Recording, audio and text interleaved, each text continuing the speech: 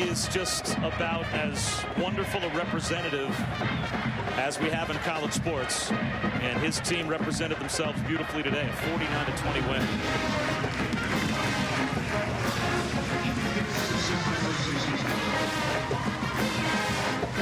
So off of a 5-7 season last year, Longhorn Nation was greeted by Mack Brown this year when he stepped to the podium and said, "Hi, I'm Mack Brown. This is my first year at Texas," signaling we are starting over. Well, he certainly seems to have the Longhorns back where the Longhorns are used to being, and that is inside the top 25 and looking very much like a factor. Not only in the Big 12 race, but who knows where things end up this season. I mean, if these freshmen continue to play the way that they have played through the first 3 weeks, is there any reason to think that Texas doesn't have enough talent to possibly even be a championship contender? And one of those young players is with Samantha. Case, the last time you were here, you were sitting in the stands watching your brother. Today you come out with a huge showing. Were you nervous at all? How'd you show up this big, this early? I was very nervous coming in, but I mean, once I got suited up and got on the field, and this place is amazing. UCLA is a great team. We saw that last year. Great guys, and they fought hard. But hats off to us, man. We played great. Fans came out and showed up here in California, and we just had a great time. We've all heard about Brian Harson's offense and doing all these different things. Today was a perfect example. DJ Grant comes into the game with 1 catch for 5 yards and then 3 touchdowns. Were you a part of this at all, and how do you feel switching things up all the time? I told the tight ends before they better be ready. We're throwing the ball to him this week, so it was fun. DJ played great. He found a way to get open, and if you're open, we're going to throw you the ball. So the offense is great. Coach Harsin had a great game, called great plays, and it went well. We decided we want to come out in the first half and play great, unlike the last couple of weeks, and we did, and we just got to start carrying it over to next week. I saw you early asserting yourself on the sideline. Do you feel like you're the solidified leader of this football team now? I consider myself a leader, but we have a lot of leaders. The Lord's definitely blessed me to be here, be on this team, and we just got to give him all the glory tonight. All right, go enjoy this one, Case. Thanks. All right, Samantha, thanks very much. A tremendous win for Case McCoy in his first ever start in the Rose Bowl. Texas wins 49-20 here against UCLA.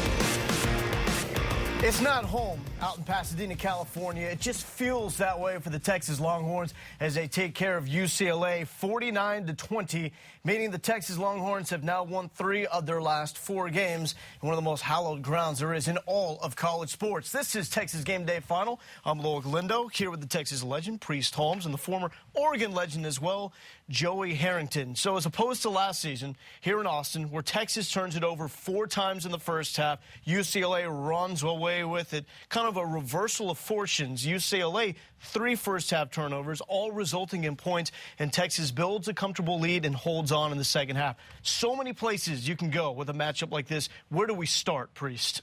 Well, we definitely start with the young players. Way to go for UT, being on the road, freshmen coming out the gate, starting in the backfield with Malcolm Brown.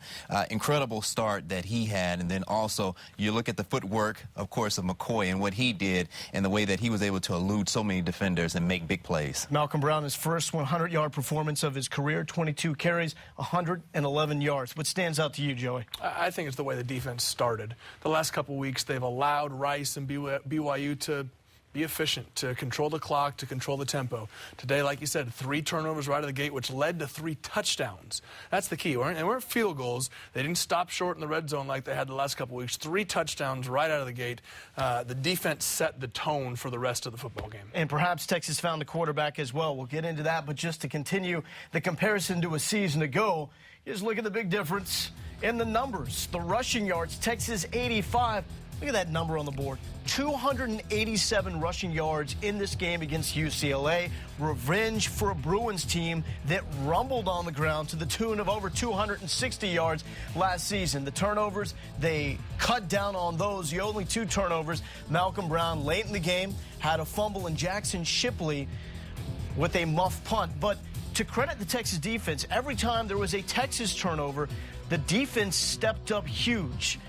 They forced turnovers after the Shipley turnover, right, and then after Malcolm Brown, a 4-and-out play for Texas defensively as well. What was the most impressive thing about Manny Diaz and what he was doing with that group? Well, the defense was very active. When we talked about the linebackers definitely need to be a part of the defense, meaning that when it comes to the line of scrimmage, you should see the linebackers up in the gaps, which they did. They shot the A gaps many times with Robinson and an ability to get in the face of Prince early on and make it very difficult for him to find the receiver. Well, they got home. I mean, in weeks past, they haven't really been able to disrupt the flow. That's exactly what they did. Yes. You know, we talked or pointed out a few times during the game when the linebackers didn't necessarily have to make the sack or make the tackle, but they'd get home through the protection, force the quarterback to throw earlier than he wanted him, force him to throw a hot route. Sometimes the receivers didn't see it.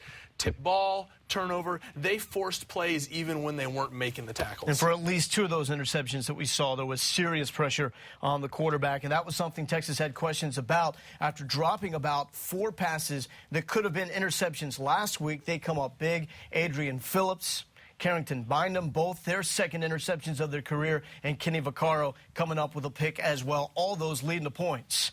And you see the turnovers here. The first of the game ends up being a huge one there as Carrington Bynum gets that pick. It was just a tough ball to throw. You're throwing a long route into the flat, the ability to undercut, and Prince just put a little bit too far outside.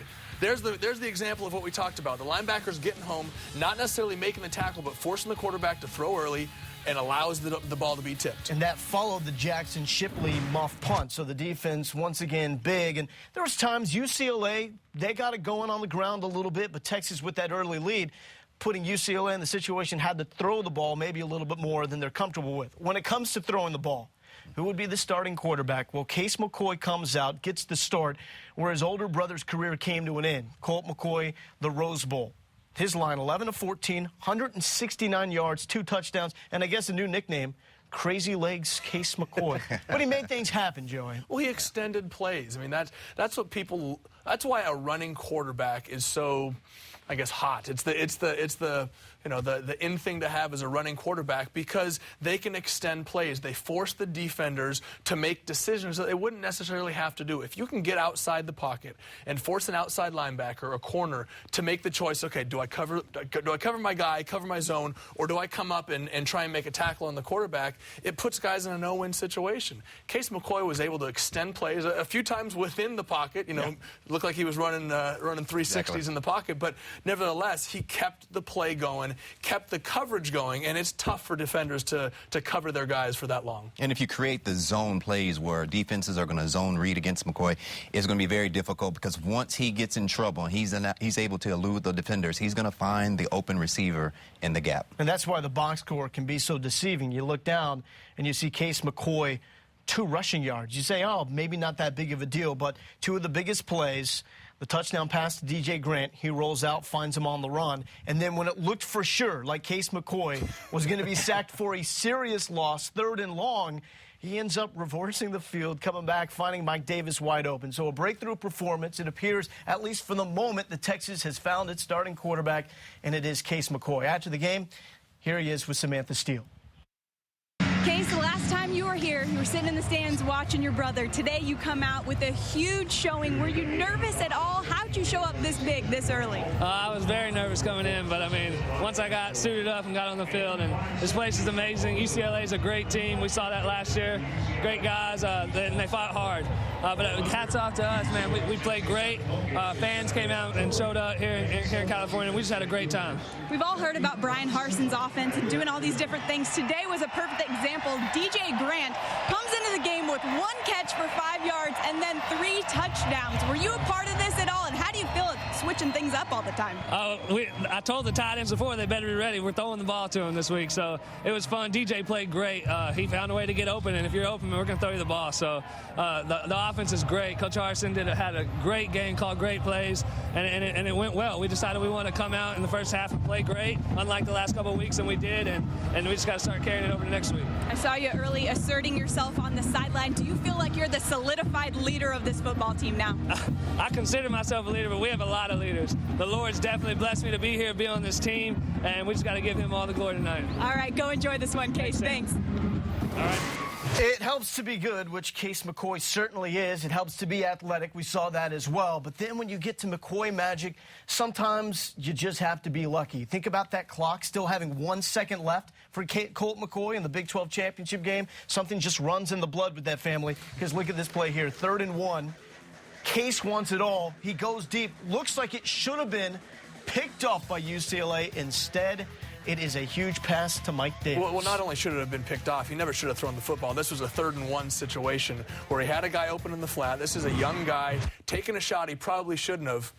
Sometimes it's better to be lucky than good. Did that energize you, though? It does energize me. But one thing that you know is that we think of Case McCoy as a gunslinger. That's how I look at him. And he's going to throw up the ball and make sure that his players do one thing: make the play for him. And I think he put the ownership on the receivers that at the end of the day, when the ball goes up, you have to come down with the football. And the guy that was coming down with the football for him, DJ Grant. Where in the world has the tight end play been for the Texas Longhorns? Well, waiting for a moment like this. A week ago, DJ Grant comes up after battling knee injuries with his first career catch. It was on a 4th down conversion from Case McCoy.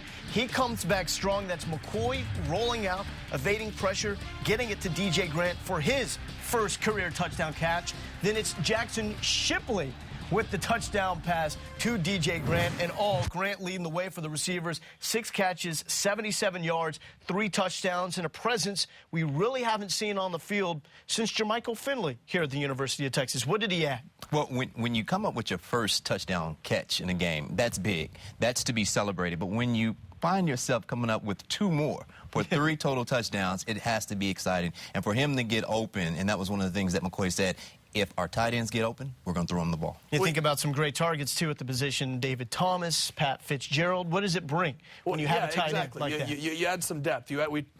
We've established that Texas has deep threats. Mike Davis can run deep. Marquise Goodwin, they can run deep. We needed to find somebody who could catch the ball underneath. Jackson Shipley has become that guy.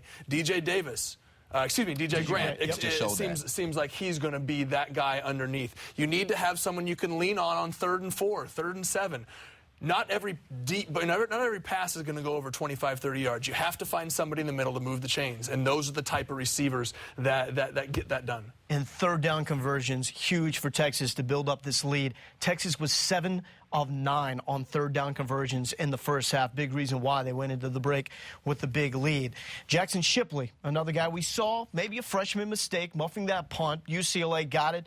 Texas came right back with an interception. But overall, when we saw David Ash in the game, it became quickly apparent that on 3rd downs, he was looking for one guy. Jackson Shipley, and Ash found him a couple of times for big 3rd down conversions. How did Shipley look overall? Overall, I think as a freshman, those are just the growing pains that you have. It's one thing to come up big on the first 2 games, but you have to realize that there's always, at some point, going to be a gray sky in your life. And that happened today with that particular muff punt. But one thing, of course, he came back, threw a touchdown, and he still helped the team. He complimented all the quarterbacks and everything that he did. Well, he did what they've been missing. I mean, he accomplished that chain-moving, possession-type receiver that they haven't had. He had the muff punt early, and a lot of guys would go in the tank. They would fold. Absolutely. But it's a testament to him and the type of player that he is, that he can come back. 2 huge 3rd down catches early for David Ash. They've been running that read option with him, pulled the ball out, dropped it to Shipley for 2 key 3rd downs, which kept the drives going,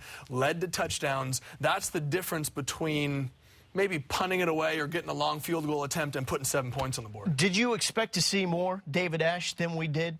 Not necessarily. I mean, we agreed that whoever was the hot hand was going to be playing. And we also agreed, or we're told, that Case McCoy is going to be the starter. And David Ash might have a bigger presence in the game, but it's no different than what it was with Garrett Gilbert a couple weeks ago. Case McCoy is a starter, and David Ash comes in as a change-up for certain packages. That plan was solidified today. Talk about bounce-back performances. Fozzie Whitaker goes along with that. Last week against BYU, 4 carries, 4 yards, comes back in a big way. 8 carries, 67 yards with a couple of touchdowns for Fozzie out of that wild formation as Texas holds on to win this one 49-20. Revenge is sweet. A 3-0 start for the Texas Longhorns, even sweeter as they now have a bye week before they get suddenly red-hot Iowa State. We'll be back with more Texas Game Day Final right here on Longhorn Network.